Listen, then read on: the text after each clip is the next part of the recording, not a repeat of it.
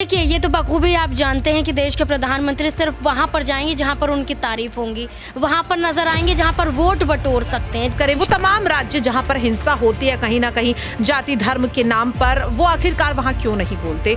जरूरी है क्योंकि यहाँ पर फोटो जीवी भी प्रधानमंत्री कहे जाते हैं, तो महिलाओं का अपमान करेंगे, लेकिन जब वोट चाहिए तो उन्हीं महिलाओं का सहारा भी लेंगे। तो यही काम है उनका। चुनावी रैलियां करने से कहीं ना कहीं वोट बैंक हासिल होगा। अब मणिपुर जाएंगे तो कहीं ना कहीं बीजेपी पर ये दाग लग जाएगा कि भाई गलती हुई है और गलती को सुधार नहीं पाए हैं। तो जाओ बोले पकौड़े बेचो, यही तो मोदी जी का योजना है। रोजगार के नाम पे आप जो है यहाँ पर युवाओं को झुटला रहे हैं, बौखला रहे हैं। तो मुझे यहाँ तक जहाँ तक लगता है कि देश के प्रधानमंत्री को सबसे पहले जमीनी स्तर पर काम करना चाहिए। करते सरकार जो बेवकूफ बनाती है हम युवाओं को भी, क्या करती है, हमारा एज ओवर हो जाएगा तो नौकरी मिलेगा नहीं। सबसे पानी से छोका लगाना पड़ेगा इनको। सरसों का तेल 300 रुपए किलो है। अरे भैया रावण देख रहा हूँ कि नवरात्र आ रहा है, लंका दहन भाजपा का होना तय है।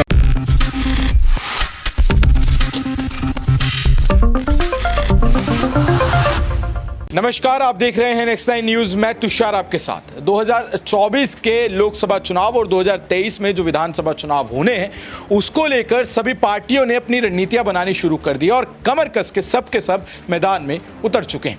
आपको बता दें कि 2023 में अंत में हमारे देश के तमाम 5 राज्यों में जो विधानसभा चुनाव होने हैं उसको लेकर एक के बाद एक हर जो पार्टी है वो रैलियां करती नजर आ रही है, चुनावी भाषण देती नजर आ रही है। लेकिन आज की इस प्रोग्राम में हम इस बारे में बात करेंगे कि हमारे देश के जो प्रधानमंत्री हैं नरेंद्र मोदी, वो इस वक्त जो है एक दिन में 3-3, 4-4 रैलियां करते हमें नजर आ रहे हैं। लेकिन वो तब कहां चले जाते हैं जब मणिपुर की घटना सामने आती है। वो तब कहां चले जाते हैं जब उन्हीं के खेमे के नेता संसद में खड़े होकर ऊल जुलूल बयान देते हैं। वो तब कहां चले जाते हैं जब उनके राज्यों में क्राइम रेट को लेकर बात की जाती है। वो तब कहां चले जाते हैं जब जनता जो है सड़कों से सड़कों पे उनके खिलाफ उतरती है और रोजगार की मांग करती है, न्याय की मांग करती है। वो तब क्यों चुप्पी साध लेते हैं? वो तभी क्यों सामने आते हैं जब चुनाव आते हैं और उन चुनावों में भी वो अहम मुद्दों पर बात नहीं करते हैं। वो जो कॉमन मैन यानी कि आम आदमी की जो बेसिक नीड्स हैं, रोटी, कपड़ा, मकान, शिक्षा, स्वास्थ्य, उस पर इतनी बात नहीं करते हैं। सिर्फ और सिर्फ वो बातें करते हैं विपक्ष को खत्म करने को लेकर, यानी कि विपक्ष पर जो है एक के बाद एक हमला जो है वो दागा जाता है। तो आज के इस प्रोग्राम में हम इसी पर बात करने वाले हैं और पहला सवाल मैं लेना चाहूंगा अपनी साथी नाजमीन से। तो नाजमीन, जिस तरीके से आपने सुना कि जब जब चुनाव सामने आते हैं तब तब प्रधानमंत्री एक दिन में 3-3, 4-4 रैलियां करते हमें दिखाई देते हैं, लेकिन मणिपुर जैसा मुद्दा हो और हमारी देश की महिला पहलवान जब सड़कों पर आती हैं, और ऐसे हमने कई मुद्दे देखे हैं, बड़े मुद्दे जिन पर प्रधानमंत्री का बोलना बहुत ज़रूरी था उस वक्त, लेकिन वो चुप थे। क्यों?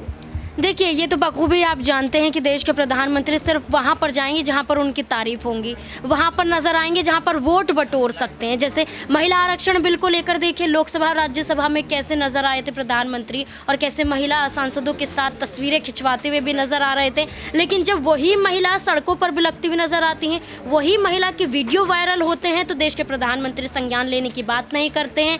लोकसभा के बाहर आके सिर्फ इतना कह देते हैं कि जो भी आरोपी होंगे उनके खिलाफ कार्यवाही होगी, लेकिन मणिपुर नहीं पहुंचते। तो ये सवाल उठना बहुत जरूरी है क्योंकि यहाँ पर फोटो जीवी भी प्रधानमंत्री कहे जाते हैं कि तस्वीरें क्लिक करवा लीजिए, उनके किसी भी एंगल में क्लिक करवा लीजिए। नए संसद भवन का उद्घाटन करना था, उसका भी पूरा प्रोजेक्ट तैयार हो गया, तो कैसे प्रधानमंत्री जाएंगे, कैसे वहाँ पर खड़े होंगे? यहाँ पर राष्ट्रपति द्रौपदी मुर्मू को दरकिनार कर दिया जाता है। तो महिलाओं का अपमान करेंगे, लेकिन जब वोट चाहिए तो उन्हीं महिलाओं का सहारा भी लेंगे। तो यही काम है उनका कि अब चुनाव आ गया है तो मध्य प्रदेश में भी नजर आने वाले, राजस्थान में भी नजर आने वाले, लेकिन ना तो मणिपुर जाएंगे ना ही विपक्षी पार्टियों के समर्थन में कुछ बोलेंगे। और ऐसे में देखा जाए तो एक और मुद्दा यहाँ पर ब्रिजभूषण का आपने उठाया, रमेश बिधूड़ी का उठा लीजिए, उनके खिलाफ कुछ नहीं बोलेंगे। लेकिन अब संजय सिंह के खिलाफ जो कार्यवाही हो रही है वहाँ पर कहीं ना कहीं इशारों में कुछ ऐसी बातें ऐसे तंज मार देंगे जिससे ये साबित हो जाए कि हाँ, वो ये दिखाना चाहते हैं कि केंद्र सरकार बहुत मजबूत है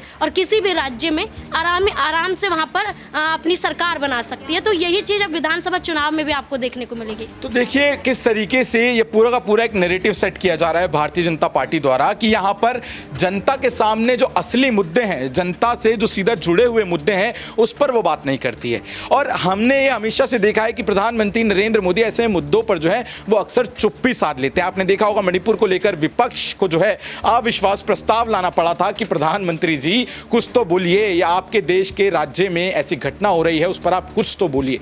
लेकिन वो आए संसद में, वो बोले, लेकिन मणिपुर पर तब भी कितना बोले वो आप भी जानते हो और हम भी। लेकिन उस वक्त भी उन्होंने सिर्फ जो विपक्ष को है उसको साधने का काम किया। तो अगला सवाल मेरा यहाँ पर प्रज्ञा से रहने वाला है। प्रज्ञा, अब किस तरीके से इस पूरे घटनाक्रम को देख रही हैं और ऐसा क्यों है कि प्रधानमंत्री जो हैं वो जो असली के मुद्दे हैं जिन पर बात करनी चाहिए उन पर नहीं बोलते हैं, सिर्फ और सिर्फ विपक्ष को ही जो है वो यहाँ पर निशाने पर लेते रहते हैं, ऐसा क्यों है?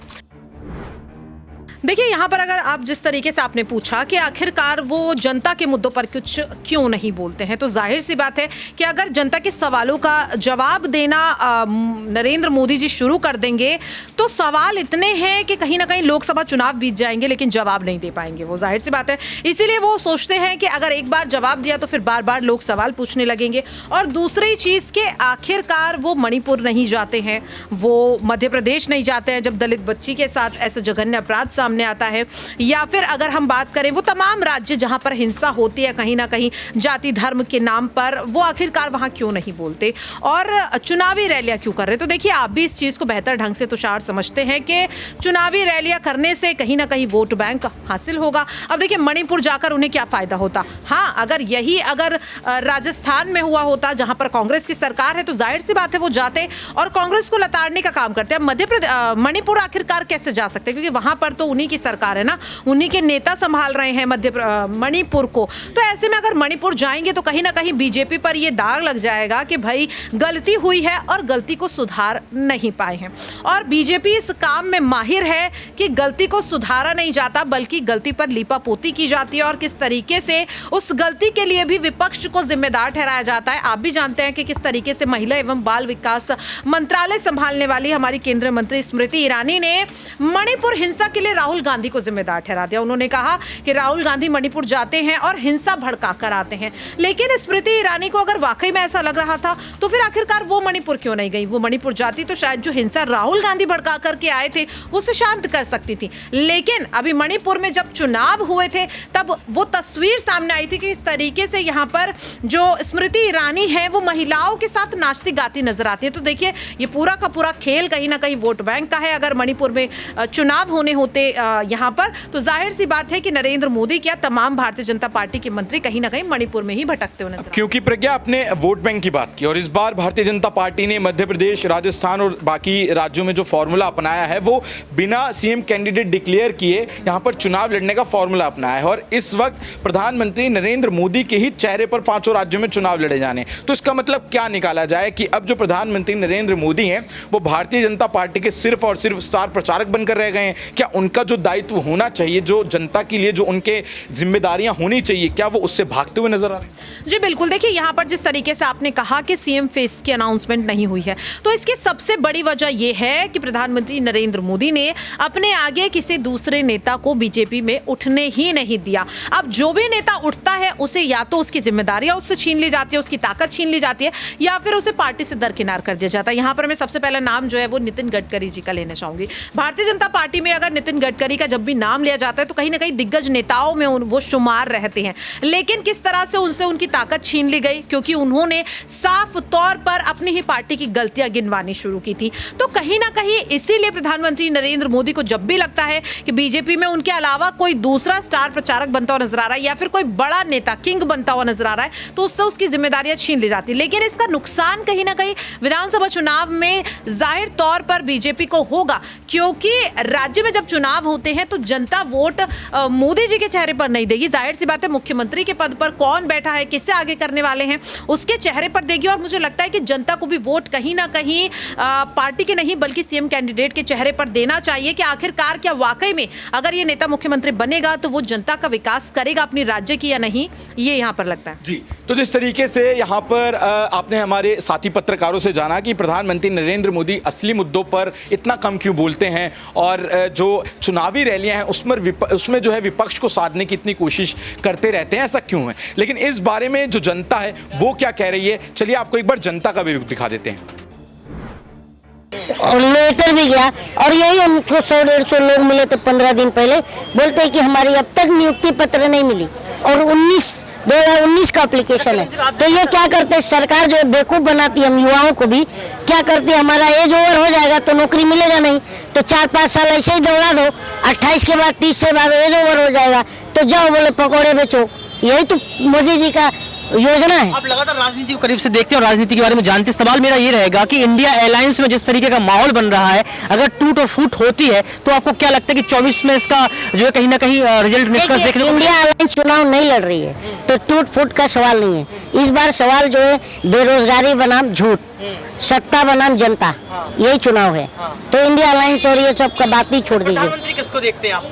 प्रधानमंत्री कोई भी बने, लेकिन देखिए जो देश के युवाओं के बारे में सोचे, जो महिलाओं के बारे में सोचे, महंगाई के बारे में सोचे, झूठ बोल के जाए, वैसा प्रधानमंत्री नहीं चाहिए। तो देखिए हमारे साथ कलीम शेख थे, उन्होंने तमाम मुद्दों पर अपनी बात रखी, चाहे इंडिया अलायंस की बात हो, चाहे यहाँ पर प्रधानमंत्री फेस की बात हो। तमाम मणिपुर को लेकर ज्यादा बोले कि मणिपुर में आखिर क्यों देश के प्रधानमंत्री नरेंद्र मोदी अपनी चुप्पी नहीं तोड़े थे, बाद में तोड़ी थोड़ी क्या ही शांति हो नहीं पाई। दूसरा सवाल यहाँ पर इजराइल और जो युद्ध लगातार चल रहा है हमास को लेकर, उससे पूछा गया तो साफ तौर पर यह कहा गया कि आप रूस के साथ संबंध क्यों खराब कर रहे हैं? अगर अमेरिका परमाणु शक्ति जो है प्रदर्शित करता है, परमाणु शक्ति उसके पास है, तो भारत के पास क्या नहीं है? यहाँ पर सुख दुख की बात की गई कि अगर सुख दुख में आपके साथ जो खड़ा है उसके साथ आपको आना चाहिए, यानी कि करीम शेख का यही कहना है कि जो युद्ध यहाँ पर छड़ा हुआ है उस बीच अगर यहाँ पर भारत देश सही फैसला लेता तो ठीक रहता। आप इजराइल के साथ क्यों खड़े हैं, इसका जवाब आप दीजिए। आज की इस खास रिपोर्ट बस इतना ही। देखते रहिए नेक्स्ट 9 न्यूज। कैमरा सुमित के साथ ऋतिक सविता। नया है देश में, देश में नया चल रही है। कल से पानी से छौंका लगाना पड़ेगा इनको। सरसों का तेल 300 रुपए किलो है, पानी से छौंका लगाएंगे, ये पकौड़ा खाओगे आप कहोगे पैसे नहीं है। इस देश में जिस तरीके से लोगों के पास रोजगार नहीं है, लोगों के पास जिस तरीके से आज नौकरियां नहीं है, योग्यता के अनुसार नौकरियां हैं इस देश में। मैं MBA किया हुआ छात्र हूं, देश के प्रधानमंत्री से पूछना चाहता हूँ। पेपर लीक हो जाते हैं। अरे भाई उत्तर प्रदेश में तो सत्ता लीक हो रही है, मध्य प्रदेश में सत्ता लीक हो रही है। 40% कमीशन की सरकार कर्नाटक में बदलने का काम किया। ये भ्रष्ट सरकार है। ऐसी भ्रष्टाचारी सरकार को पूर्ण रूप से जनता बहिष्कार करेगी। अगर ये लोग इस देश में आक्रांताओं जैसे इन्होंने सत्ता बनाने का काम किया है, ये खरीद फरोख्त वाली सरकार मध्य प्रदेश में जनता के द्वारा चुनी हुई सरकार कांग्रेस की आई थी, लेकिन भारतीय जनता पार्टी ने खरीद फरोख्त करके सत्ता परिवर्तन कर खरीदा गया। बिल्कुल, देखिए मैं कहता हूँ सत्ता खरीद फरोख्त करके बना ली थी बीजेपी वाले, लेकिन अब की बार पूर्ण रूप से हम अब की बार बहुत मजबूत स्थिति में अब की बार है। मैं मध्य प्रदेश, राजस्थान हो, तेलंगाना हो, छत्तीसगढ़ हो, काका भी आ रहे, सब लोग अब की कोई नहीं रोक पाएगा। भाजपा को इस देश के उखाड़ फेंकने की तैयारी देश की जनता ने कर ली है, क्योंकि इन्होंने इस देश की जनता के साथ कहीं ना कहीं अन्याय करने का काम किया। ऐसी सरकार को कोई नहीं अब की बार चाह रहा है। देश का रावण बोलते चाहे कुछ बोल। अरे भैया रावण देख रावण की नवरात्र आ रहा है, लंका दहन भाजपा का होना तय है। भाजपा का ये रावण रूपी है, ये रावण रूपी है, कालनेमी है, देश के प्रधानमंत्री ये कालनेमी है। भैया आप बताइए, मेरे बुजुर्ग कहते थे मेरे कि अगर आप ताली थाली बजा देंगे तो वही वो हो जाएगा। क्या बोल रहे हैं? ताली देश के प्रधानमंत्री ने थाली बजवा दी। दरिद्रता आ गई ना देश में। देश के प्रधानमंत्री ये कहीं ना कहीं पूर्ण रूप से देश की जनता के साथ अन्याय किए हैं और अब की बार बर्दाश्त नहीं करेंगे। 5 राज्यों में पूर्ण रूप से आ रहे हैं। MP का चाहे हो चाहे राजस्थान हो, पूर्ण रूप से आ रहे हैं। देश की सबसे बड़ी भूल कमल का फूल था, अब की बार पंजा निशान और देश की जनता उसी के साथ चल रही है। पूर्ण रूप से क्रांति का हुआ है समय, और क्रांति की लड़ाई में महात्मा गांधी जी के साथ तमाम वो लोग थे जो न्याय प्रहरी थे। भारतीय जनता पार्टी है, गुंडों की पार्टी है, पूंजीपतियों की पार्टी। ऐसी पार्टी को हम दरकिनार करेंगे और एक नई लोकतांत्रिक एक सरकार आने वाली 5 राज्यों में, और 2024 में पूर्ण रूप से परिवर्तन होना। देश के प्रधानमंत्री जी अपना झोला पैक कर लीजिए। मोदी जी ने कहा है कि मैं तो फकीर हूं। फकीर नहीं भैया, सबसे बड़े लुटेरे हैं। देश का प्रधानमंत्री सबसे बड़ा लुटेरा है।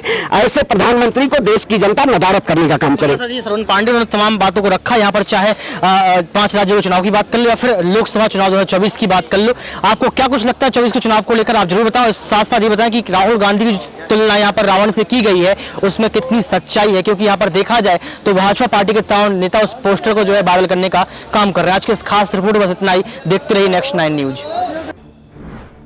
देखा आपने कि जनता का क्या रुख है। जनता भी यहाँ पर जो है रोजगार को लेते हुए बात कर रही है, और रोजगार को लेकर वो यहाँ पर सबसे ज्यादा चिंतित इस समय नजर आ रही है। हमारे साथ हमारे साथी पत्रकार हैं ऋतिक, आप ग्राउंड पर रहते हैं, तो जिस तरीके से हम देखते आ रहे हैं कि जो ग्राउंड पर आपने जितने भी कवरेज हमें लाके दिखाए, हमने भी देखा कि जनता जो है यहाँ पर एक ही सवाल पूछ रही है कि रोजगार कब। और रोजगार की जब बात आती है तो अमित शाह कहते हैं कि पकौड़े की दुकान भी है। तो किस तरीके से जनता का आप क्या रुख देख रहे हैं इस पूरे घटनाक्रम? देखिए, पकौड़े का एक वीडियो भी सामने आया था जो मैं लेकर आया था, अभी आप दिखा सकते हैं माध्यम में दर्शकों को दिखा देना। सबसे बड़ी बात यह है कि शिक्षा पर आपने 18% GST लगा दी, रोजगार के नाम पे आप जो है यहाँ पर युवाओं को झुटला रहे हैं, बौखला रहे हैं। तो मुझे यहाँ तक जहाँ तक लगता है कि देश के प्रधानमंत्री को सबसे पहले ज़मीनी स्तर पर काम करना चाहिए। जनता कहती है रोटी कपड़ा मकान, ना आपने रोटी दे पाई, ना आपने कपड़ा दे पाया, ना आपने मकान दे पाया। आपने जो प्रधानमंत्री आवास योजना की बात कही थी, आपने कितने आवास दिए, आपके आंकड़े कहाँ हैं? आंकड़े कुछ और बोलते हैं और ज़मीनी स्तर पर जाओ तो कुछ और ही समझ में आता है। तो मुझे लगता है कि सबसे पहले देश के प्रधानमंत्री को ये समझना चाहिए कि जनता क्या मांग रही है, जनता के मुद्दे क्या रहेंगे। आपने महंगाई को लेकर बात की, महंगाई लगातार बढ़ती चली जा रही है। आप देखिए कि सिलेंडर के दाम जहां 400 रुपये हुआ करते थे, जहां स्मृति ईरानी लगातार जो है प्रोटेस्ट करती हुई नजर आती थी, अब वही सिलेंडर के दाम 1100-1200 रुपये हो गए, 200 रुपये सस्ता कर दिया, लेकिन रेट वही है। आप आगे बढ़िए, आपने जो है बेरोजगारी की यहाँ पर बात की। तमाम राज्यों में भाजपा पार्टी की सरकार है, ऐसे कौन से राज्य जहाँ रोजगार पूरा दे दिया? मध्य प्रदेश में आप देखिए, मध्य प्रदेश में रोजगार चौपट। और ये भी कहा जाता है कि मध्य प्रदेश जहाँ शिवराज सिंह चौहान मुख्यमंत्री हैं, मध्य प्रदेश आज भी उत्तर प्रदेश से 20 साल पीछे और दिल्ली से 50 साल पीछे। तो आप देख सकते हैं तस्वीर कौन सी। तो मुझे लगता है यहाँ पर कि देश के प्रधानमंत्री चाहे जितनी रैलियां कर लें, जनता सब समझती है, जनता समझदार है। जी, तो जनता सब समझती है, जनता समझदार है, और इसी को लेकर यहाँ पर आप भी जनता का ही एक पार्ट है। और आप इस पूरे मुद्दे पर क्या सोचते हैं, क्या राय रखते हैं, प्रधानमंत्री नरेंद्र मोदी के इन चुनावी भाषणों को किस तरीके से देखते हैं, नीचे कमेंट सेक्शन में हमें जरूर बताएं और जुड़े रहें नेक्स्ट 9 न्यूज़ के साथ। धन्यवाद।